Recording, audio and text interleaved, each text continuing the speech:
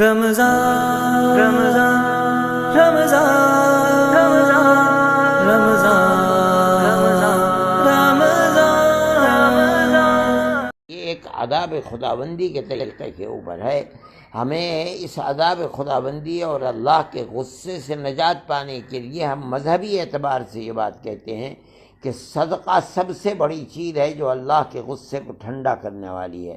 ہمارے آقا حضرت محمد صلی اللہ علیہ وسلم نے فرمایا ہے کہ صدقہ کرنا یہ اللہ کے غصے کی آگ کو ٹھنڈا کر دیتا ہے.